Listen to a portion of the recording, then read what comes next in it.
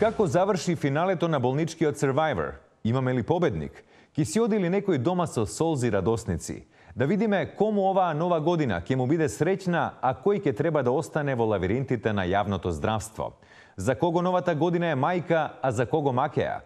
Се селиме во болницата на големиот доктор.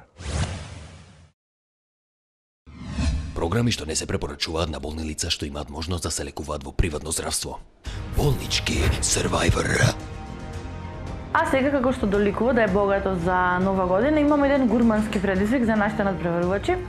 Именно тие треба да погодат каков вкусен оброк се дава денес во здравствените институции во земјава. Кој од надпреварувачите вечерва ќе се врати во својата соба побогат за едно безвредно искуство? Затоа што некој добил ваучерот од 10.000 евра. Ајде да видиме кој ќе погоди. Ја ќе погодам. Значи денес е недела и нова година и сигурно има добре, али има сигурно 75 грама од таа пилешката посебна, 3 парчиња леп што е денешен и едно јајце. Нова година иде, треба да се штеди 45 грама пилешка посебна, едно парче вчерашен леп, јајце нема, пошто не е Великден.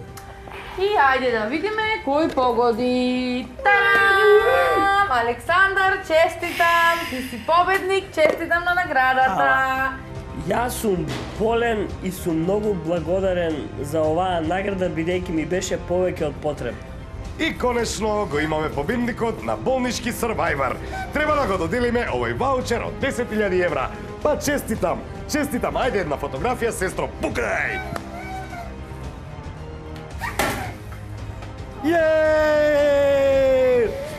А утешната награда е нормално по едно виски со надпреварувач кој што нема да добие ништо.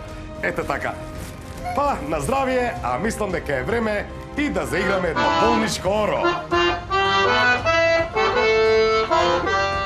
Големиот доктор, тука ја завршува трансмисијата на оваа шоу. Сега сите камери се вперени во новиот министер за здравство. Нов министер, нови правила. Сите очекуваме тој да ги подобри условите во јавното здравство. Наскоро, министерски Survivor. Доколку се прејадете за време на празниците, консултирајте се со вашиот лекар или фармацевт. Среќна нова година и среќни празници.